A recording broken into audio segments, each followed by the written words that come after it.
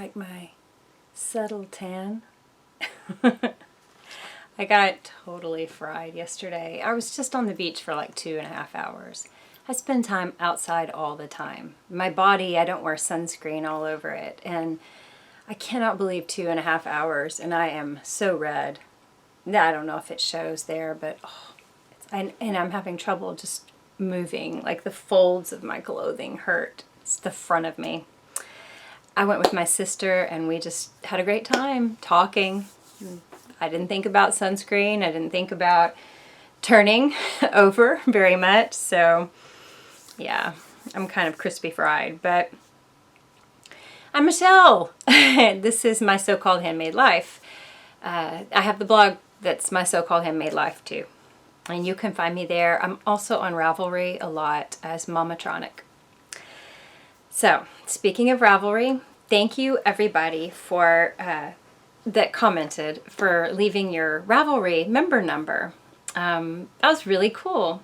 So altogether, we span much of the history of Ravelry, starting with Katie, who's like a Ravelry geezer, number 3,557, all the way to Rosamond, who is 6,733,784. That's pretty awesome. A lot of you said you didn't really use Ravelry very much at first, but now you're starting to log your projects and things like that, and that somebody said they're enjoying seeing how they grow as a knitter with these projects page. I love my Ravelry projects page, and I keep everything on it as long as I have photos. There's still 2 finished things, I think just 2. I haven't photographed because it was in that crazy busy time at the end of the school year and I was going on that trip. So I didn't get them photographed and I didn't post on my blog about them. But normally I love the Ravelry projects page.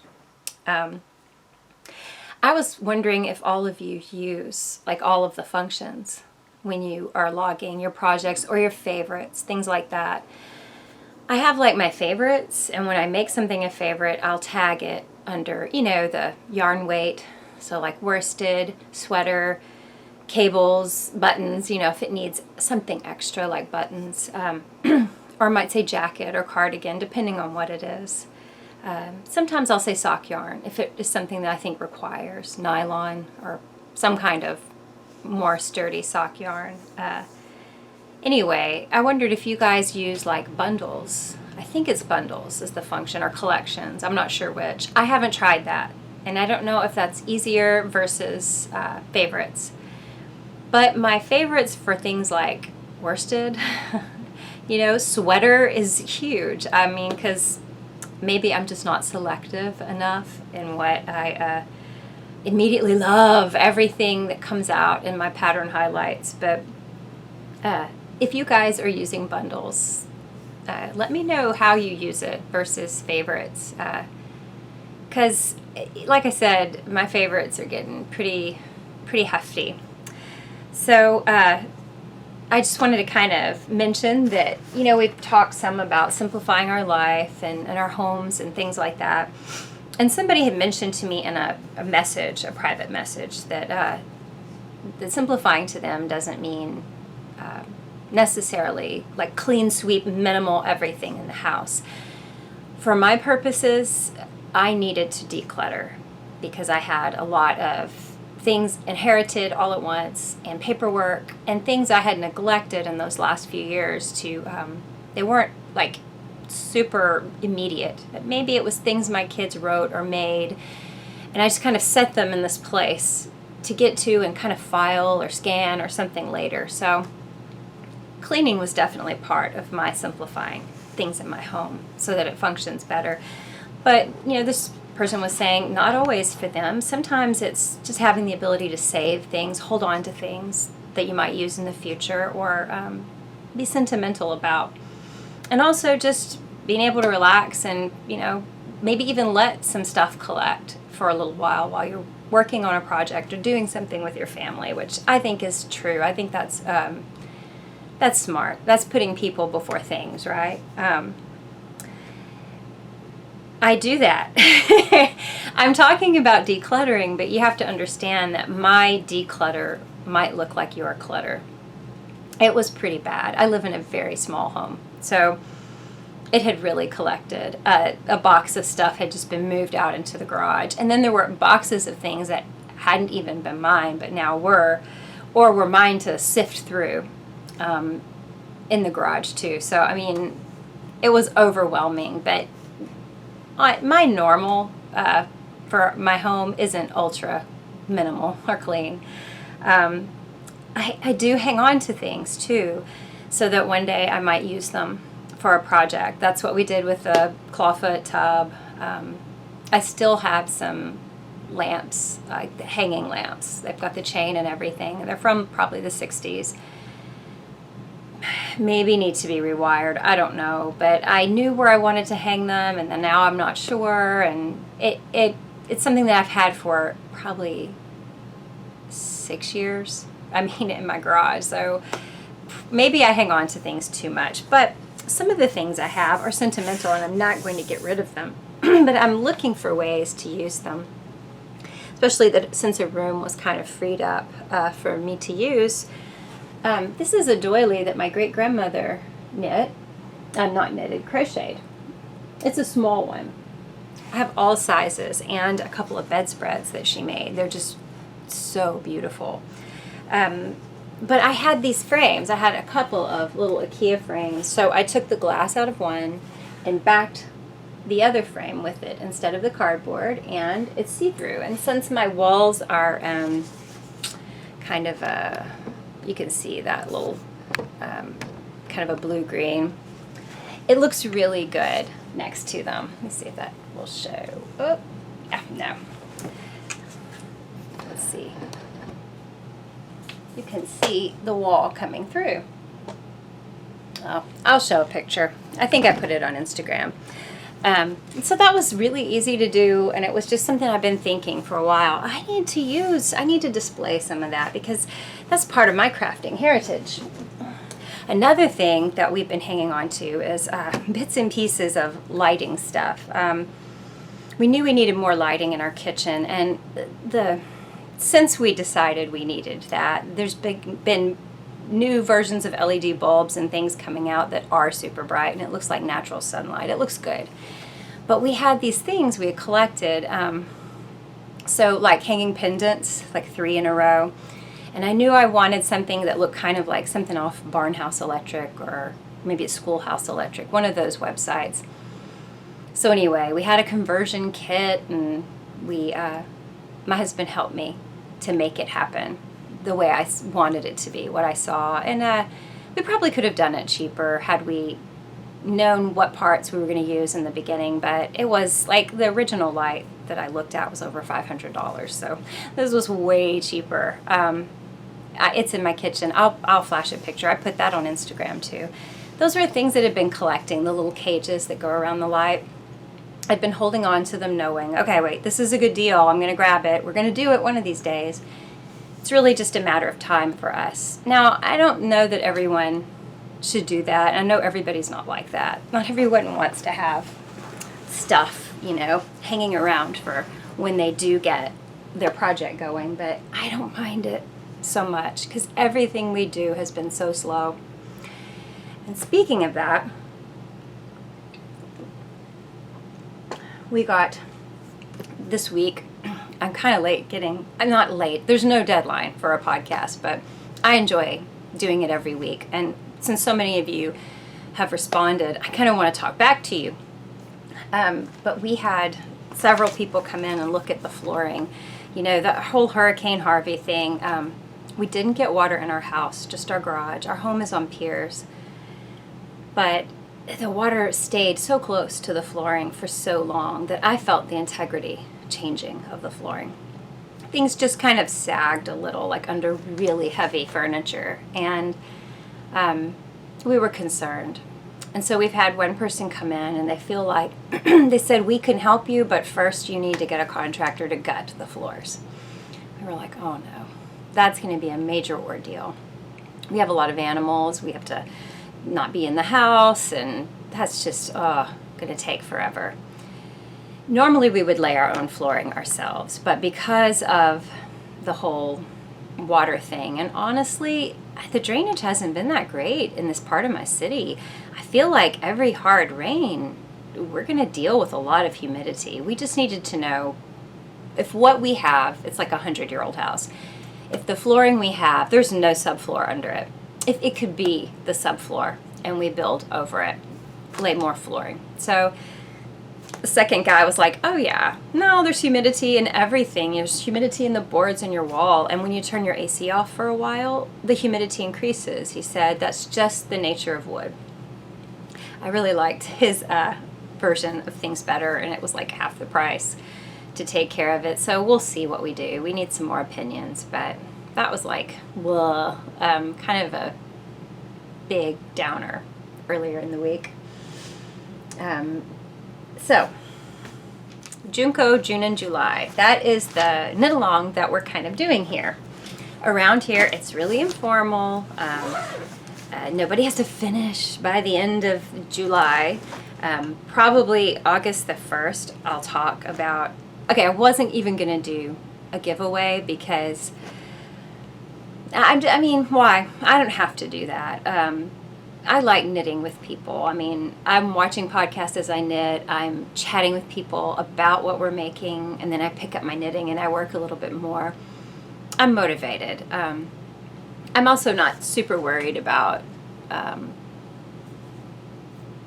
stuffity stuff. I don't care that much about that, and I know a lot of you don't either.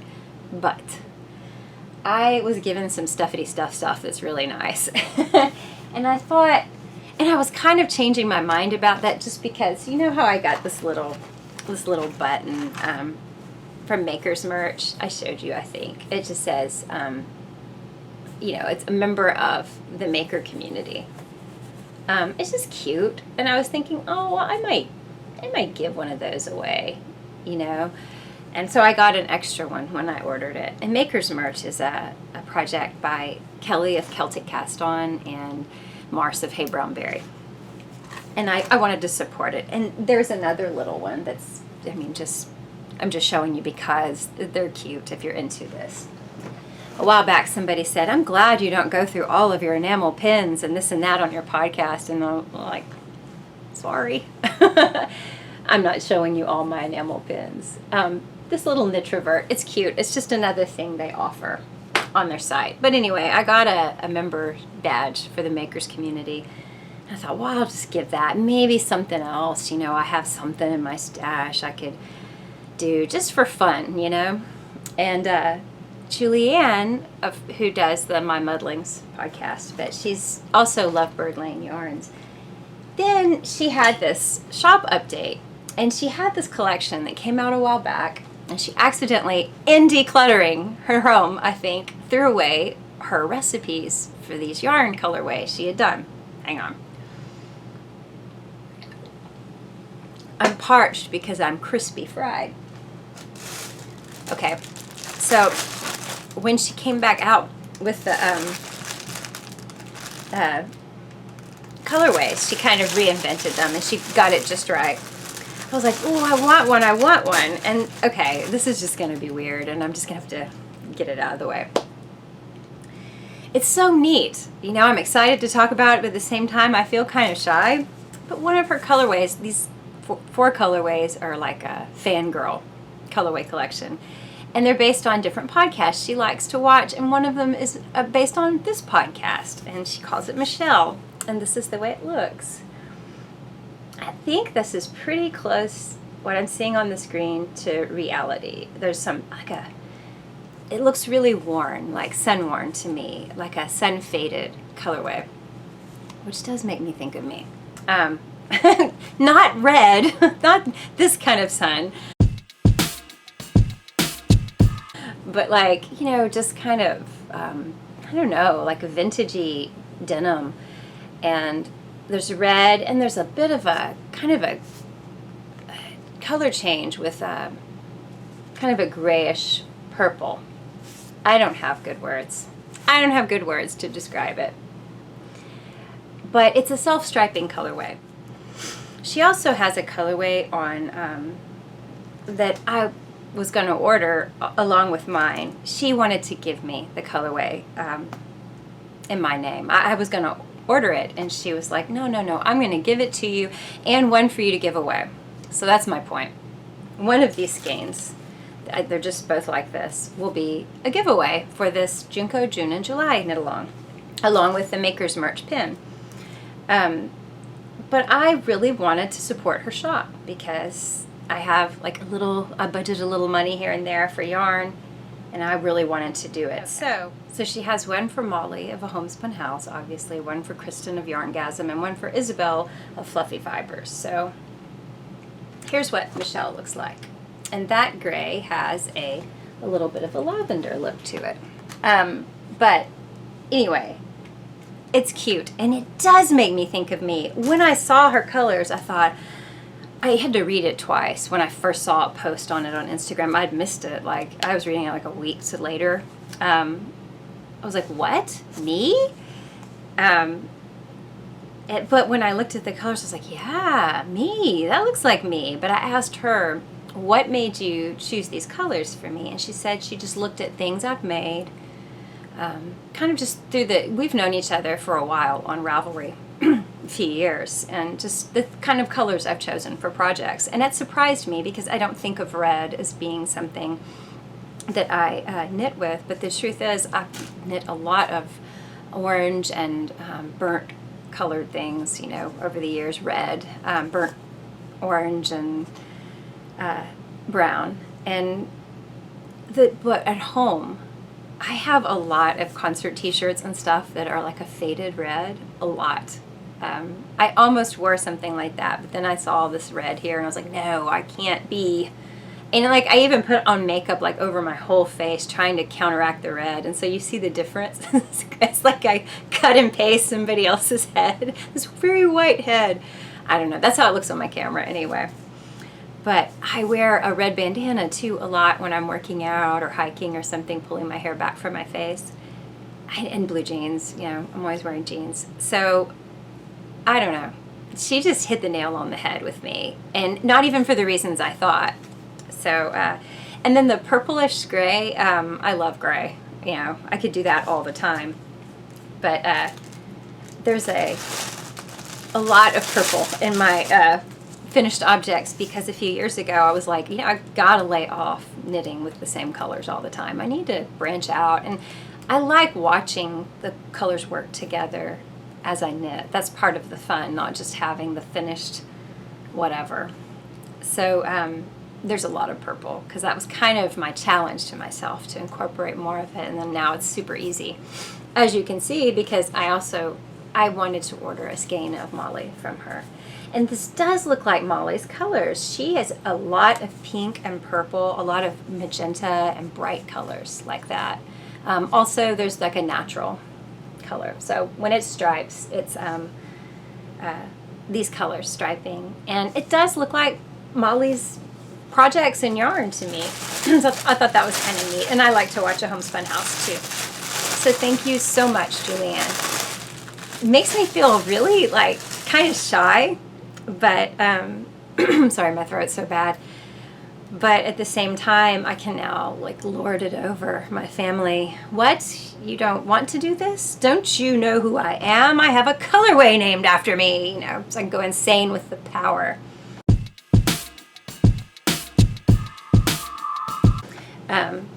Anyway, there's going to be a prize for this knit along, and there's not that many of you involved, so I will know the winner of this knit along personally, most likely, and you have a good chance of winning it. So the whole point of this knit along is to experiment and knit something different. Junko Okamoto's patterns are very different to me. I've shown you some before. This is Plum that I'm knitting. This is not going to be easy for you to see. I've shown you how there's this V-neck front, but it can also be flipped and worn as a low back. And then the straight neckband across the front. So all of her patterns are very oversized. The sweaters, the way they fit, it almost looks a little almost kind of makes me think of a poncho with sleeves, just a little bit. They're all one size also. So it looks really good when they're gigantic on you. I think that looks really cute.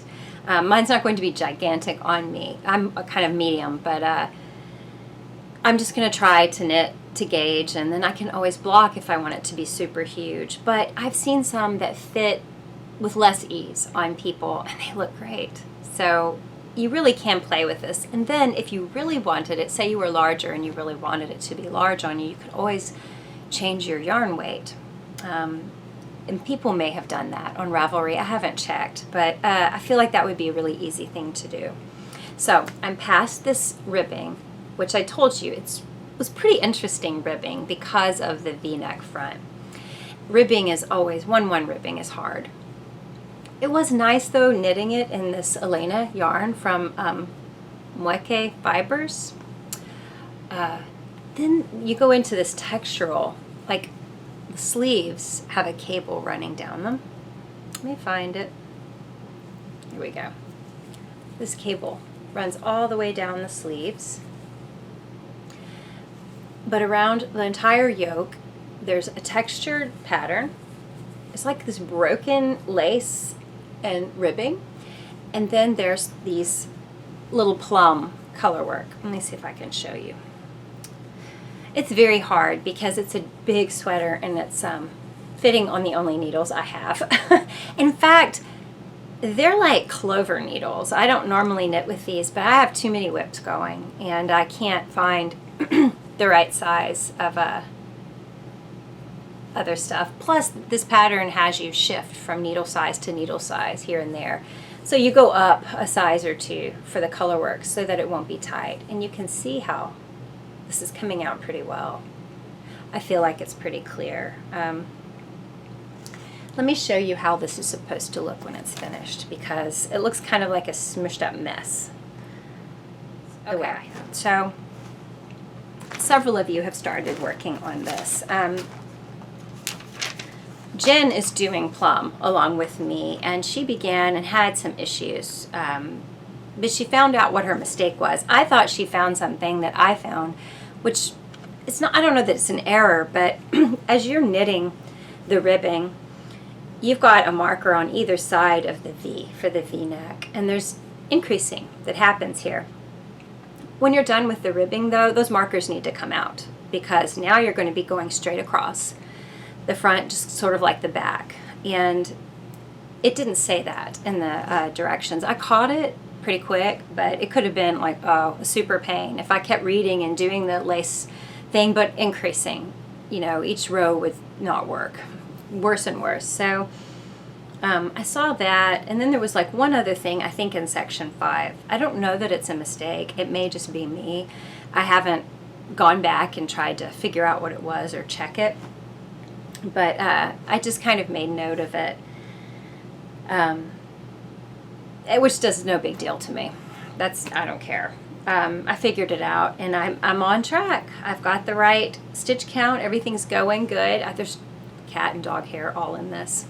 So I'm loving working on it, but it does take some thought. I have to have time to, you know, really sit and look at my pattern and work on this. I can't just like, you know, talk and watch TV and stuff.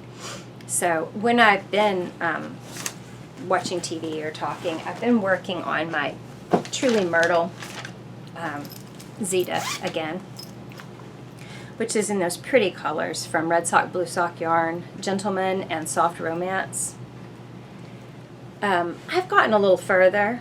I basically got through a big garter section, and now I'm going to start on another slipped rib section. It's just really, let me stretch it out some.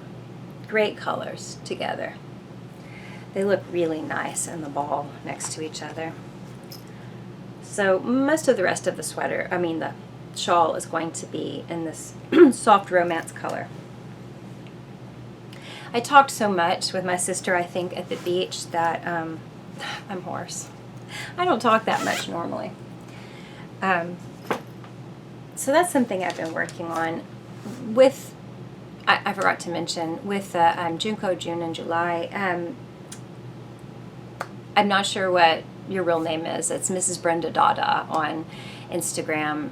She already had knit Bright, and Bright was the first pattern I saw by Junko. And I was like, oh my gosh, I love this. And then it got me looking into all of her stuff, and she comes out with more and more. I'm just a super fan. But she had already done Bright before this knit along started, but she did go back and alter, lowering the neckline. Like, she liked the levels of stitch pattern, but she wanted a lower neckline, so she omitted some, and it came out really good. It's MSBRENDADADA on Instagram. If you look under the hashtag Junko, June, and July, there's not all that many photos, so you'll see it. And also, Sarah has done a great version of Rug. Rug is a free pattern from Junko, so if you're wanting to kind of try this and with no real investment other than yarn, it's free. It's a really great pattern. It's got that similar fit to what Plum does. Sarah added a photo of her yarn that she was going to use on the hashtag for Instagram, and was like, okay, any ideas on how I ought to order this color work? And I couldn't tell from the photo how much of one solid color she had, because typically for a pattern like Rug or like Plum that I'm doing, see, I'm using one solid color, that Elena yarn, and then I'm just using a little Cloudborn black that I had in my stash. But she's got a lot of different colors, and so she's going to be like color blocking, and say for like that little segment of it's a different colorway, I mean a different color work pattern, but say part of it in one color, then part in another, then going back to the other color, which sounds kind of busy and wild, but it looks so great. Go look under the hashtag Junko, June, and July on Instagram. I spelled out and, so Junko, June, and July. It is going to look so cool. Kind of homespun and a little funky, but that's what I think Junko's patterns are. They're kind of funky, and they definitely look unique, like something handmade, but they also have a vintagey kind of, I don't know, flea market feel to them, which, you know, that's something I really love, to find a good flea market thing, So it also makes me think of the Guthrie pattern from Caitlin Hunter. It's a great colorwork pattern. If it's just used in two colorways, it's very vivid, a lot of impact. But her sample either has one colorway that's constantly alternating, striping through colors, or she just used a lot of different colors. I haven't really sat down and looked at it, but really cool, very funky looking. So Rosamond is joining our knit along, and I forgot what she is doing, which Igawa.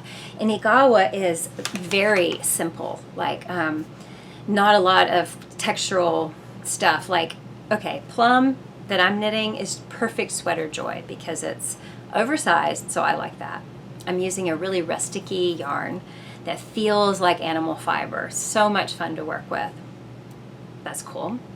Cables, color work, and textural stitches and lace. So, you know, it's got everything you would want, like a sampler of sweater fun. Igawa is just very oversized, and she's using like a speckled yarn. Multicolored. It's going to be really bright and very cute. But Igawa is oversized, and it doesn't look like it requires a lot of finishing. Like, it has a slightly raw looking neckline and hem. I love the way that looks because it will roll just a little bit. It's going to be really nice, Rosamond. Steinberger Knits, who is Aurelie. She's doing Plum also, and she's way, way farther than me. I think I need to just get these on the screen for you. Just beautiful. And she's doing a bright yellow for her contrasting color, which is kind of adventurous. I like that. So, anyway, it's not too late. You've got like over a month if you want to. You don't have to finish by the end. Just you know, be active on the knit along hashtag. It's just an Instagram thing. I don't have a Ravelry group. It makes me feel kind of bad, like, because I love Ravelry. I think they're the best. But I just feel like people won't click through all the steps to comment on Ravelry. And I asked you guys, and it was kind of unanimous. Yeah, YouTube's just easier. So I want conversation, so I'm just going to stick with this for now. All right. I think I'm going to finish Plum before the end of this. I'm pretty sure. I'm going to get serious on it tonight. Get through the color work. And then it will be the body, which shouldn't be, you know, too many surprises. I want to do Junko's Meg pattern next. I'm going to just flash it. I'm just going to flash a picture from the from her website, her Ravelry page. I have some stash Wool of the Andes worsted in Bouquet Heather, which is kind of a pink color, but it's got some heathering with gold in there. It's really different. I wouldn't say it's very me, but kind of like I had all the purple. It gives this a purple look. I had all that purple. You know, I've tried to change things up in the last few years, so actually I do have quite a few things now that look like this. But I've always wanted to try Bouquet Heather, and years ago I felt like, oh, that's just a little too bright, you know, for me. So apparently I don't care about that now. I got this like on sale. I don't know that it's on sale at the moment, but you know, Wool of the Andes. There's someone else knitting in the Knit Along with Wool of the Andes, and it's always worked good for me. So we talked some about, you know, our health and kind of jump-starting our health, and I've been trying to do kind of move toward more movement. That was brilliant. I have been sitting on the floor more, breaking up my times where I would, first of all, for years, I did not have time to sit and knit for a long period of time very often. I would do it here and there, but I did a lot of busy things that were sedentary, like sitting in a car, driving somewhere, and then sitting by a bed or sitting in a waiting room. There's lots of mental stress and activity that was happening, but it was very sedentary physically. So say I sit down like I'm doing this right now, I'm going to get up and take my dogs for a walk afterward, or play in the backyard with them, or work in my garden. And I have moved toward more minimal shoes again, and I'm working toward running in them slowly. If I never get there with the running, that's fine. But walking is something I do have to do for my back, for my well-being, as much as possible, every day, hopefully. And when I asked you guys how you jump-started your health, if you've ever had a time where, you know, you just weren't taking care of yourself, or maybe you had a crisis of some sort, or a diagnosis, how did you get kind of jumpstart taking care of yourself again? And walking was a big answer for a lot of you. Not just in the comments, but other places. People reached out to me and they said walking. I think we universally see walking as a healing motion, and my chiropractor always said it completely exercises the spine. It helps you go in a figure-8 motion that you're supposed to, and nothing else can imitate that. So, you know, I tried walking and knitting. I showed you last week my Walk the Block cow project. If I can find it, I'll show it to you now, because I've made a lot more progress on it. It wasn't that hard walking, and I'm showing you a little more than half. And I think it's okay to show this because I'm way behind on the clues. But if you don't want to see, just look at the end of your nose until I say I'm putting it up. As those of you looking see this is really big, it's long. I think you're seeing the back. Yep, sorry. This is where I'm at right now. it's this meandering, long scarf type wrap.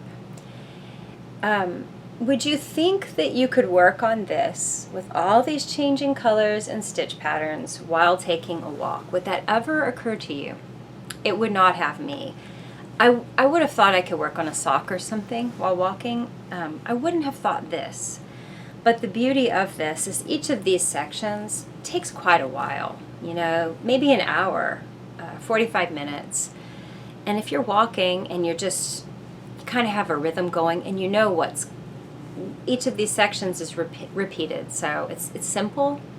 And once you've done it once, you know, okay, I can keep doing this. Let's go. And you can leave, walk out the door, and don't come back until you're ready for the next color or something. So as it gets longer, when I stand and knit, or say I'm watching something, or maybe I'm working in the kitchen, kind of watching and stirring something, but I'll kind of go back and forth to the table and knit. If I stand in it and something gets large, I'll loop it, rest it over my shoulder and work on it. And I just make sure that, say when I finish the right side, I turn one way. Then I finish the left side, I turn back that way, so that my yarn doesn't constantly get tangled as it spins. It's just this way, then flip it back. Cassandra Risaldi, who is doing the this knit along, walk the block, she had some suggestions. You know, I don't have it on me, the wrist ruler bracelet or something. You can loop this through your bracelet, so that hangs on to it. It takes some of the weight off of your working hands. I personally have enjoyed using this little Yarn Carnival origami bag. You know, you can tie it and then you wear it. Well, it doesn't fall apart because I double tie it. I wear it around my wrist, and I just have maybe one ball of yarn or two, the ones I'm going to be working on while I'm walking in it. So it is doable. I would take care of all these excess strings as you go.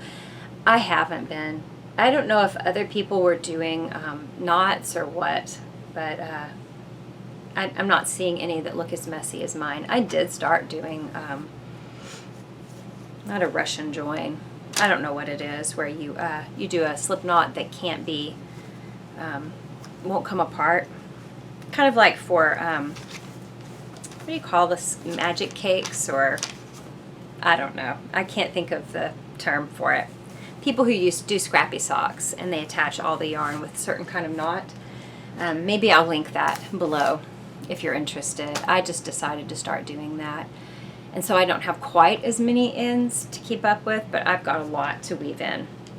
I've really enjoyed working on it though, and she she has all of the colors needed to do it for her sample laid out, and then with each week's clue she'll circle the ones, and it's just, you know, 2 and then skip 3, and you know, you never know which ones are going to be combined. And so what I've done is I picked some colors. I laid them out and said, okay, they have similar closeness in shade or contrast as the ones in her sample. They're not the same colors at all, but they're similar to each other in a way that hers seem to be. And so when she circles the 3rd one and the 7th and the 9th, I do the 3rd one, the 7th and the 9th of mine. And I'm, ooh, is this really going to look good? But it does. It's really cute. I like the way it looks. It's been good for me. And I'm using up stash and leftovers. So another thing that saved me walking and also at the beach, is the only reason my face is not this red, is the giant floppy hat. I do wear that when I walk. But I haven't been walking every time I work on this. I've done a lot of stretching. When I'm walking, I'm doing a lot of walking on my dogs right now. My hands are busy. There's no way I could walk those doofuses while knitting on a project. I would end up screaming and getting angry as they tangled up in the project. And I actually have a halty on the large one so that she can't pull, but it's still just too chaotic.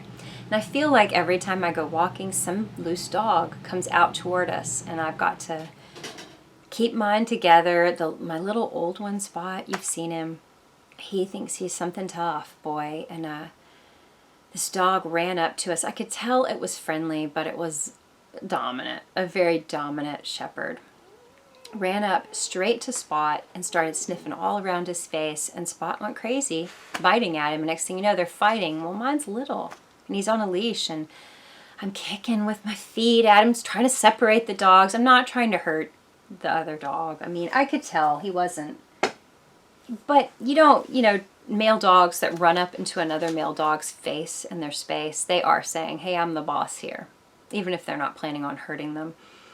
And it's a baiting kind of move. So, yeah, I'm splitting them up, and my husband's like, there's a leash law, and then it's people we know. So he felt bad. I was like, I kicked their dog, but I didn't kick it hard. I kicked at both of the dogs to split them up. We've got our dogs on leashes, and I just can't find a place where it doesn't get really hectic with other animals. So no knitting and walking lately for me. It's all been about dogs.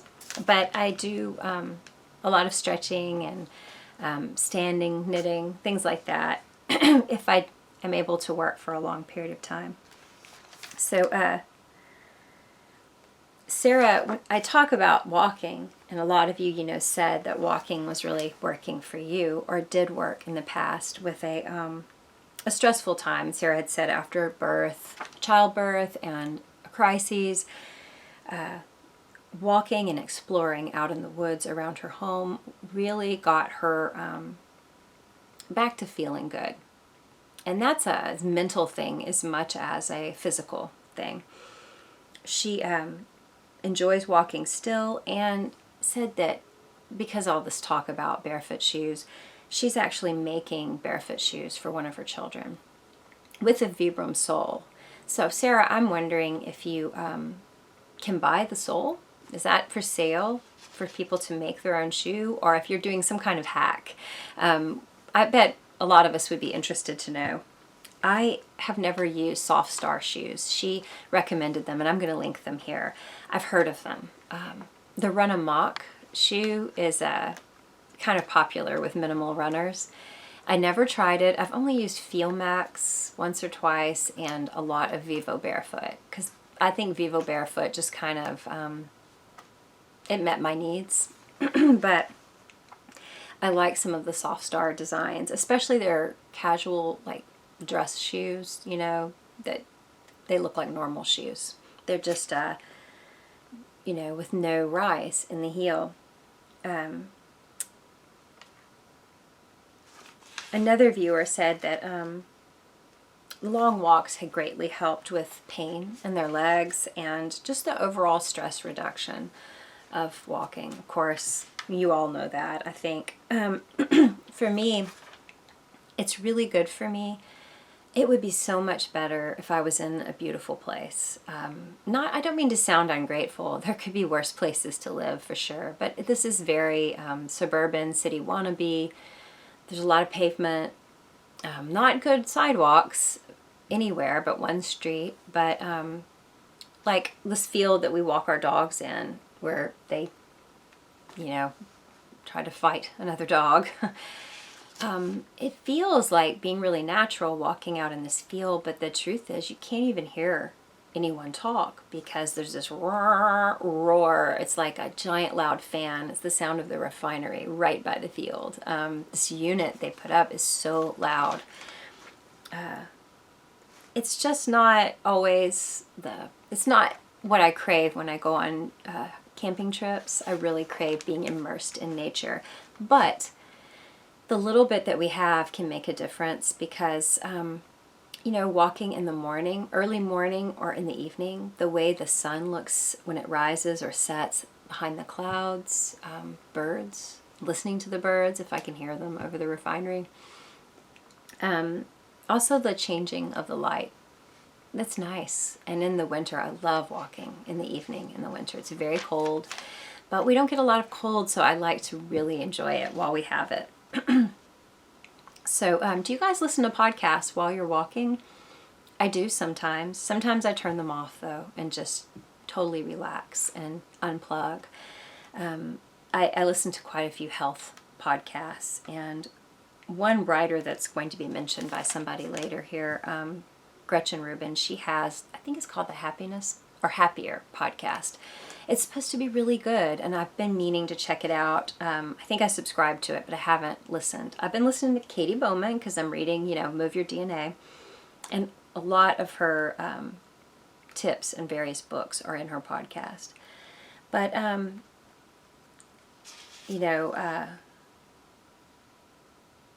so I do that, and sometimes video podcasts like this one, I encourage you to go walk. I mean, you can look down at your phone, look down to see if I'm showing something yarny you want to see, and then put it back in your pocket and get out and walk. And I think I want to film a podcast where I am walking, but I don't know how to do that. And we've had bad weather. Last week it was all bad weather, so I couldn't even try. But I do crave movement every day. I like to go out alone at some point every day. I like to walk with people, like my family too, but sometimes I need to be alone. April was saying she preferred group classes, that working out with other people was a good way of sticking with a lot of movement every day, and she enjoys the social aspect of it. So I guess, we're all different like that. I asked you guys, what are you doing to kind of bounce back, like health-wise? What are you doing to jumpstart your health or bounce back from something?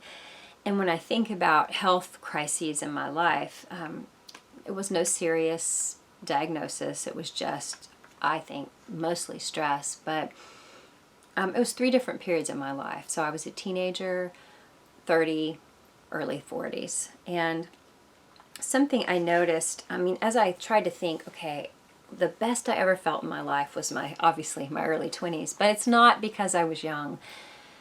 It had a lot to do with my lifestyle and the way that we ate, the lack of stressful stuff. But one component that was missing was the movement. I started thinking about the kind of movements I did as a young mom. I'm holding somebody a lot. I'm on the floor. We're crawling around. We're playing. I used to go to that Discovery Zone. I don't even know if those exist anymore, but you'd bring your kid and they could crawl through all these tubes and tunnels. It was bigger than like a McDonald's play place. But I would crawl through with her because, just protect her when she was little. I could do all of that easily. I was very active. There was a lot of movement, and I never really thought about that as part of why I felt so good then. But your kids grow. You're in a car more. You're sitting more. They're sitting more. It was harder to get everyone to go outside and do things together. We used to do a badminton net. We would play badminton, or I'd try to get them to walk with me and ride bikes sometimes. But things get more sedentary as your family grows.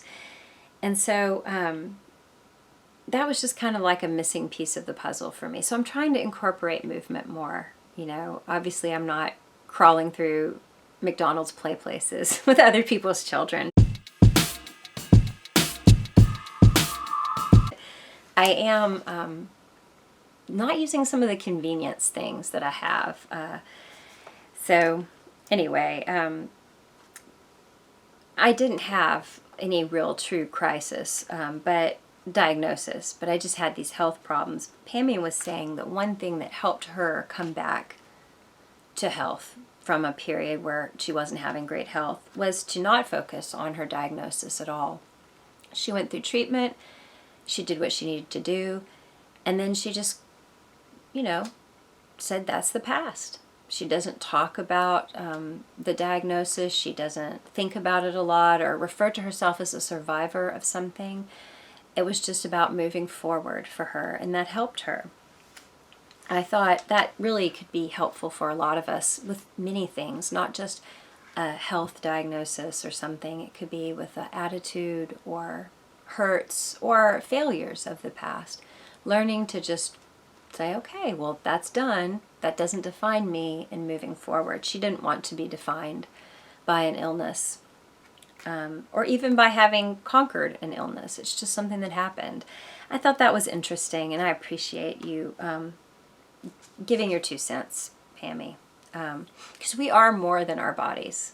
We are more than what's happening with our bodies or what happened with them. We're more than that. I feel like our world around us is pushing us to see ourself as very body-centric. It's not, you know, and that's why a lot of people struggling with things like, I may have skipped it. Someone had commented, it was Cassandra, had said, just struggling with weight. It's not a big diagnosis like a health thing. I mean, I guess it could be a health thing depending on how much, but most of us fluctuate in our weight. That's it. But she did notice it was happening because of like comfort eating, or maybe not even comfort eating. Something would happen, and she would find, oh, I just ate this food that's not really good for me.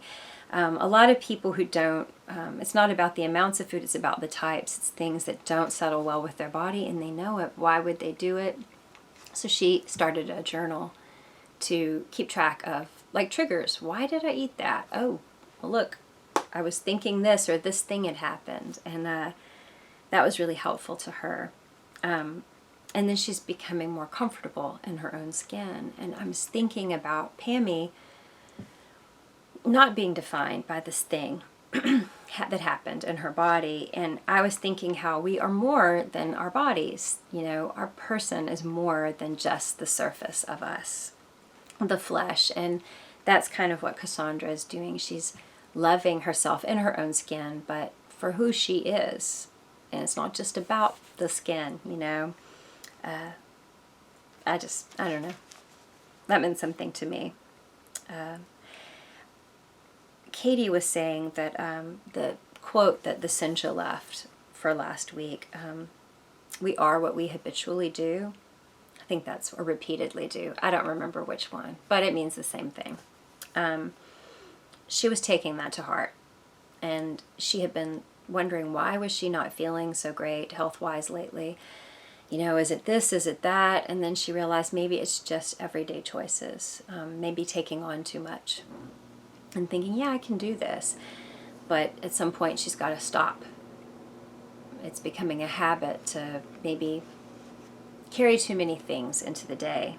I think that's how it happens for a lot of us. It sneaks up on us. You know, like Katie's saying that she's maybe taking on too much. Maybe there's not some great, you know, diagnosis for what's going on with her. Maybe it's just not making smart choices with her strength, her energy throughout the day. I'm finding, which might be a real bummer to a lot of people, that I just don't do well when I have too much scheduled. I mean, if I make a whole day about doing laundry and cleaning and then cooking and basic things, that's fine. I'm just not pushing myself to be super accomplished. There was a time where I felt like I had to, and there were times where I did have to get a lot done. There wasn't a choice, but I do have a choice right now, and I'm not going to stress myself out. I'm not joining any other things. What I'm signed up for is all I'm doing, and I'm out of a few things that involved the high school. So, I don't know. I'm just seeing it like I've been very apologetic about not being able to do a lot. Like it's kind of a weakness, but I'm seeing it more as a right. I don't have to overdo it. So for so many years, you know, there's those 3 chunks of my life I've talked about, that each period was a year or 2 or more where I felt just crappy. I kept thinking, what is the problem? Is this autoimmune? Is it this? Is it that? And I wanted this neat package to describe, because I wanted a quick or a easy to understand solution. I wanted to feel better. I wanted to know I could do X and Y would happen, you know? But it doesn't always work like that. It's not a neat thing. I couldn't find a fix, like a compartmental fix for how I felt. It was a combination of stuff. And so I looked in, recently, I took a piece of paper and I wrote teens, 30s, 40s. What were all the things I was dealing with, symptom-wise? And it was just a lot of varied stuff. Now I can look at that variety of stuff and say, well, there's definitely a hormonal component here. And most of them can be associated with extreme stress. But at the time, I couldn't when I was a teenager or a 30-something. But stress was there in all of them. Different family, life events, relationship stress. I had insomnia a lot as a teenager, and then sleep problems that went on through different time periods. But each of those periods of time where I felt so bad, it was a real difficulty. Maybe it was interrupted sleep. Somebody needed me often, but I wasn't getting good sleep. There was depression, definitely. But I think most of us, if we feel really, really weak and bad and tired, but we have this load of work we have to do, who's not going to feel down doing that? I wonder, I think a lot of depression has to do with our physical bodies being too run down to meet the needs that we think we're supposed to meet, or maybe that we do have to meet. For instance, caring for older relatives just didn't seem to be optional. I wanted to be there. I wanted to do it. I look back and I probably could have organized somebody coming to help. I don't know if they would have liked it, but I could have done it. I was just too in the middle of it and too worn out to make any changes. I just couldn't even think that far. At one point when I was really worn down, when they were both still with me. In my teens or my 30s, I also had a lot of PMS symptoms. I thought, I went to the hospital twice. My dad brought me because I had, this is after my mom had died. I had terrible, terrible pain in my back and they thought I had a bladder infection. It was cramps. I'd never had cramps before. And so that's my teenage years, poor diet, because I ate like a teenager. I mean, Oreos and ice cream every night, peanut butter and jelly as a meal. These PMS type symptoms that got bad, a little depression, sleep problems, acne started then. Okay, and stress, and these just sad feelings. So then in my 30s, all that's still happening, but a lot of these physical symptoms are worse. The acne worse, the PMS symptoms worse. I started having lots of female issues. So by the time I was in my 40s, I was thinking I was going through some kind of early menopause or something, yet I was having 2 periods a month, and I would wake up with hot flashes and interrupted sleep. The acne was awful. I'll probably always have scars from that. So anyway, and my diet was poor at this point, not because I was eating like a teenager, but because I just wasn't eating very much at all. I mean, I didn't lose weight. I was gaining weight, but I just didn't eat much at all. I didn't have any energy, and I didn't care about eating. I just needed to get through each day, one foot in front of the other was my attitude. So as I looked through all of that, there may have been some things that contributed to making it bad, things in my body chemistry, but I really think that stress was my problem. So when I started jump-starting my health this last time, so I was early 40s, I started getting 9 hours of sleep. After my grandfather passed away, my grandmother did not need me as much, and I would sleep late. I mean, my sleep was interrupted all night, but I'd kind of keep track of how much hours I was getting, and I would stay in bed till 11 o'clock if I had to, almost noon, just to get 8 hours. And I felt terrible. I'd wake up and be like, my day is gone. I'm such a loser. But at the same time, I knew the sleep thing had to change. And it's like I slowly trained myself to sleep again through the night. and I would read, use a Kindle. I have a little, like a beanbag type stand for it that I lay on my chest, and I use prism glasses so that what I see, what's like below me, so you're laying on your chest, you know, the book, basically, I don't have to tilt my head, so I can just fall asleep like that, and I fall asleep that way. But it triggers my sleep fast now. I just did whatever I could to make sleep a priority. And that went for a year. That was a year-long project to become more normal with sleep. I set some boundaries for myself, like, I'm not going to do this if I don't feel up to it. I'm not going to join anything else. I'm going to get out of this thing I was a part of. I would say no sometimes to people. I just can't do that today. And set up boundaries in any relationships that I felt like were just not healthy. I made sure I had 3 meals every day, and try to make them healthy meals. I did that boot camp for skincare, which helped with healthy meals. It was all very healthy food that they suggested you eat. But I recognized this is the biggest deal. This has probably been long and boring. The stress that I was under wasn't just unusual stress. As a teenager, I got mono. My mom had died not that long ago. There was a lot of dysfunction in our home at the time, anger with people. I had a lot of wrong thinking, and I took a lot of responsibility on myself, and that caused the stress to be much worse. After I had mono, I got it again with pneumonia. So there's a lot that was happening physically and emotionally in my life that depleted me, and that's when that stuff started. The same in my 30s and 40s, just different crises, different physical things going on.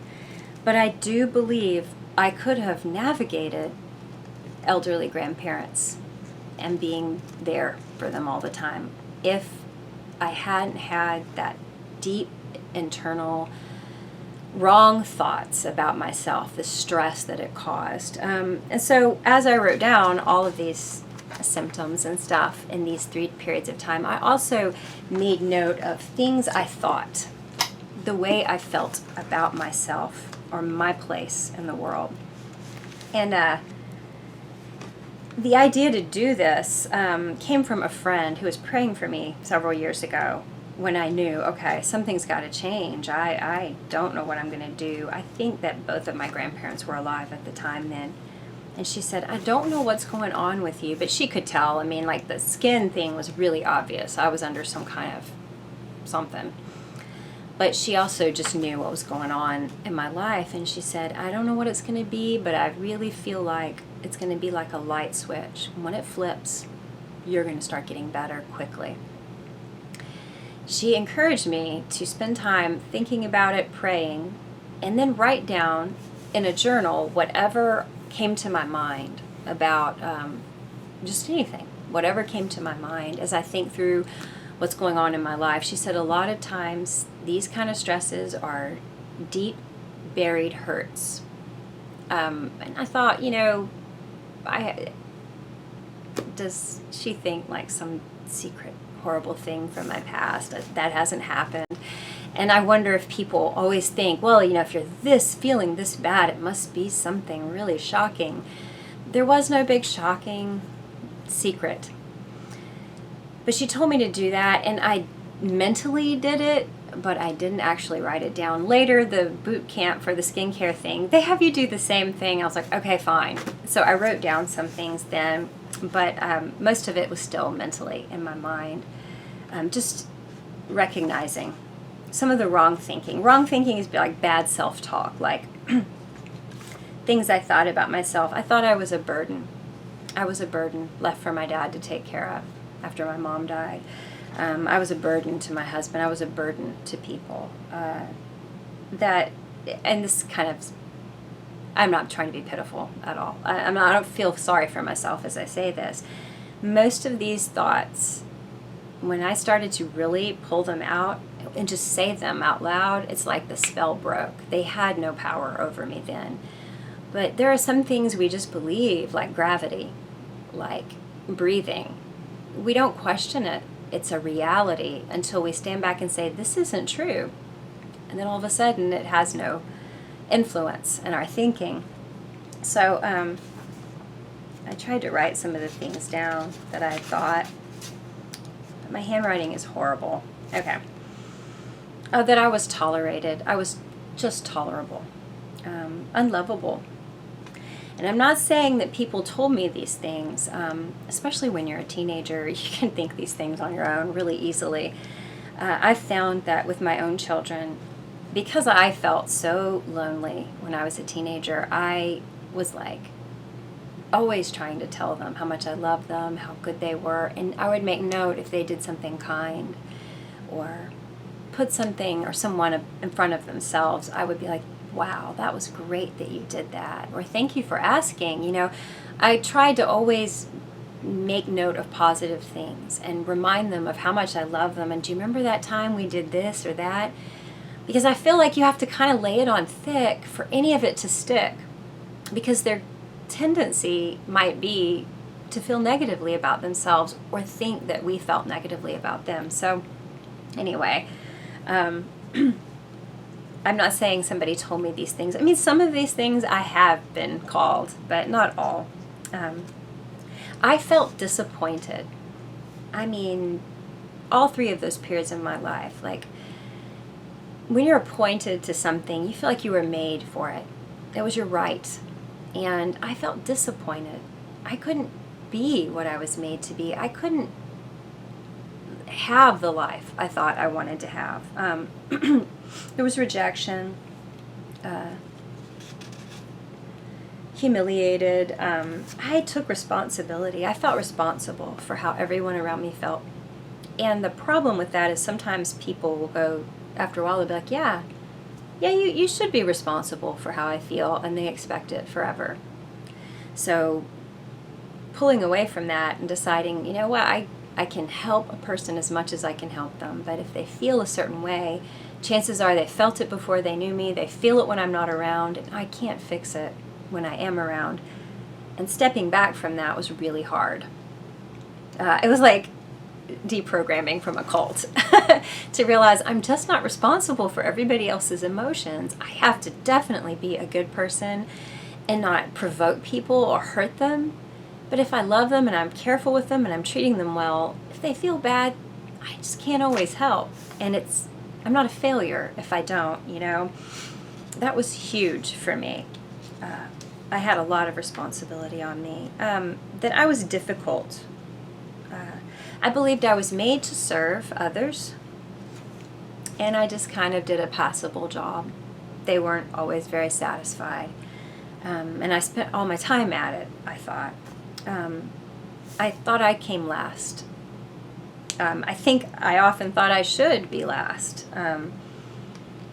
I didn't think I was worth much effort, and that's been a big one. Just impossible, difficult. I talk too much. I ask difficult questions. I think things through too much. Why make this complicated? Why consider right and wrong? It's difficult.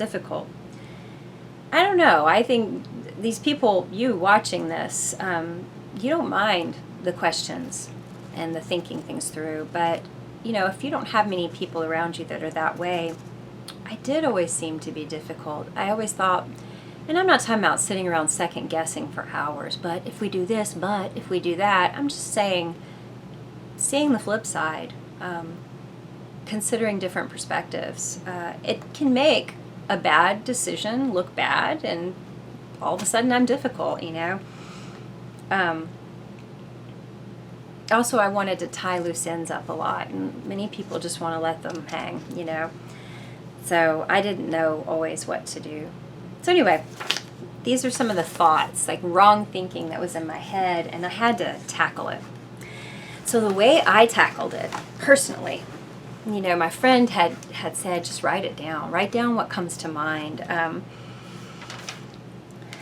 As I realized some of the things that were in my thinking, kind of like Cassandra said, she wrote down triggers for eating unhealthfully. I was finding my triggers for stress.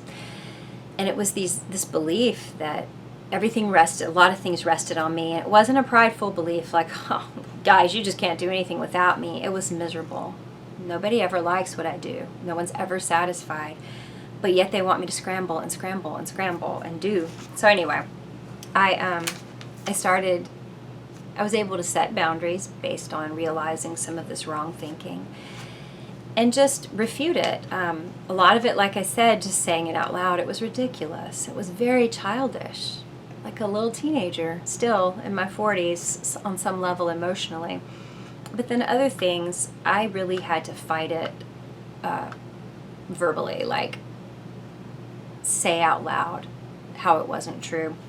And for me, I went to the Bible, I looked up verses. Maybe I would Google the topic. Say it was feeling depressed or feeling unworthy. I would Google verses about my worth, you know. If I didn't know were somewhere already, you can always Google it. And I would screenshot the page and I would just go through and read them. It was powerful. It didn't take long.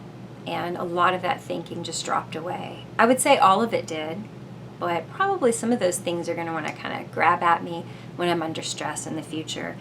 But when I did that, it was like a light switch flipped. I started sleeping deeper. My sleeping experiment started working. My skin got better. And I took Estroblock too, like dim for my skin. I've just got to mention that. It did make a difference. But just everything that I had been going through kind of got better. So I would say for me, jumpstarting my health, obviously sleep, eating right, 3 meals a day, making sure I actually eat enough was important. But the main thing was recognizing these deep internal stresses and hurts, these wounds or wrong beliefs, wrong thinking that I had. I had to face it and just deprogram my brain. So I'm wondering, you don't have to share wrong thinking you've had about yourself unless it's something mild or that doesn't disturb you to mention. But like, how do you change wrong thinking if you have? Has anybody had experience with that? And just realizing, wow, I have all this stress. I've been doing these unhealthy things or feeling unhealthy because I believe these lies. This isn't true, you know. I know I'm not the only one. So I did a lot of prayer and I read verses. I said them out loud to myself sometimes just to get it in my head. Because I had been hearing this version of the truth for so many years. It's good to hear the real truth, you know. And I just need to say this. A lot of negative feelings that I have had in my life are because I actually did negative things. I am not talking about feeling stressed out and yuck inside because I was yucky and ugly to somebody. That is where I have to take responsibility for my actions. You know, of course you're going to feel bad if you treat people badly. I'm talking about something, and I so overthink the way I behave. I'm talking about stuff that I didn't do wrong. It was just thoughts that I had about myself and my place in things. I'm not at all saying, you know, if you feel bad, it's because you're believing a lie. No, sometimes you feel bad because you act bad, you know. It wasn't that kind of thing. So, you know, Sarah had suggested, she said she does lots of walks, likes to explore. She also suggested doing creative things like reading. She read The Happiness Project by Gretchen Rubin to kind of jumpstart her creativity, and that would kind of help her bounce back from a time of poor health. It creates some joy. I like that idea of being creative. When I was going through this last period in my 40s of kind of depression, but it was mostly just total stress. I was overwhelmed with responsibilities and things. I really did have too many responsibilities, but on top of that, I took all these emotional responsibilities that weren't even mine to take. I would knit like a machine, but I quit blogging. I didn't take many photos. Everything creative or where I would leave my mark, I just kind of held it in, because like when I feel hurt or under stress, I kind of like pull into the shell like a hermit crab. I don't want any trace of myself out there. I think always, you know, there's a protectiveness about just pull in, you know, you're getting a lot of flack, just step back, you know. That makes sense, but some of it might be shame too, like I don't feel good about anything I would produce. You know, yeah, I can follow these instructions and knit this thing, but like write a blog post, you know, like it's for my dinky blog, you know. Even that, this blog post that probably no one would see, I felt this is weird about. I don't even want to see my writing. I don't even want to, you know. And so I have to coax myself out of that, you know. And of course, as I get older, I'm trying to, I think I'm getting better about going ahead and using self-expression, even when I'm hurt or feeling overwhelmed or stressed out. Not give up on being creative. I think that reading the book that Sarah recommended, The Happiness Project, would be a good idea for me. Because it's important, you know, for us to keep expressing ourselves and creating things and not close off just because we're overwhelmed or, you know, feeling bad. So, okay, if any of you have ideas about how you beat negative self-talk, and I'm not talking about conviction when you know you've been crappy to somebody. I mean the lies that we believe, and they drive us. Like, you know, here I am, 44, still being driven by some teenage lies.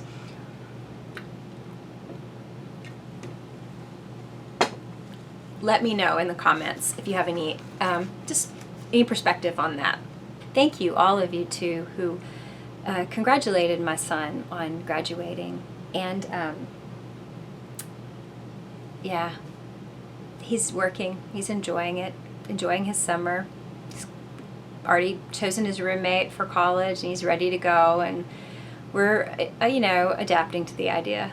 So, well, I hope all of you have a good week, and I think I'm going to be trying to record some episodes on the go the rest of this week. I mean, little bits here and there, or I don't know how I'm going to do it. I do have a selfie stick, but I'm not going to walk around with a selfie stick. I don't know. We'll see.